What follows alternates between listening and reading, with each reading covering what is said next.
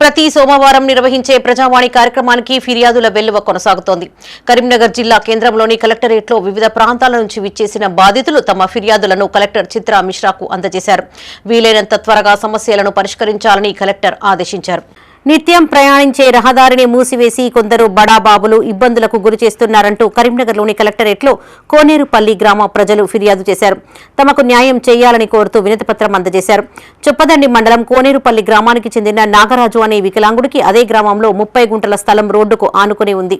కాగా కోనేరుపల్లి నుండి నగరూరు వెళ్లే ఈ లింక్ రోడ్డును కొందరు ఆక్రమించారని బాధితుడు నాగరాజు గ్రామ ప్రజలు ఆరోపించారు. అంతేకాకుండా వ్యవసాయ పొలాలకు వెళ్లే తోవను మూసివేయించారని ఆవేదన వ్యక్తం చేశారు.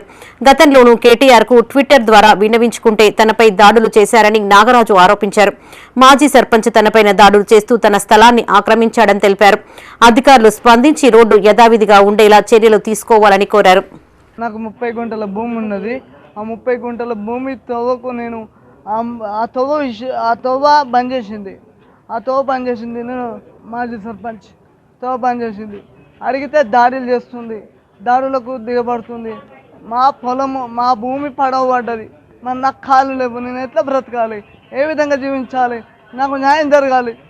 మరి నేను ఇట్లా న్యాయానికి వెళ్తే మీరు ఎక్కడికి వెళ్ళినా మా మీద దాడులు చేస్తుంది. ఈ గుంటివాన్ని నేను ఎట్లా బతకాలి? 24 యూనిట్ల దళిత బంధు వస్తే అందులో నాకు ఒక్క యూనిట్ దళిత బంధు కూడా ఇవ్వలేదు. ఎమ్మెల్యే కాడికి వెళ్ళినా కూడా ఎలాంటి రెస్పాండ్ రాలేదు.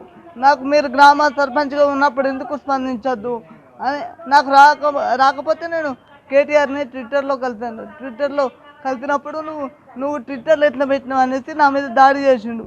మరి కలెక్టరేట్కి కూడా వచ్చాను. ప్రజావానికి వచ్చినప్పుడు ఇక్కడ కూడా నువ్వు ప్రజావానికి వెళ్ళి నువ్వు నా గురించి ఎట్లా చెప్పినావు అని చెప్పేసి నా మీద ఫిర్యాదు చేయడం జరిగింది. నా మీద దాడి చేసిండు. చెప్పి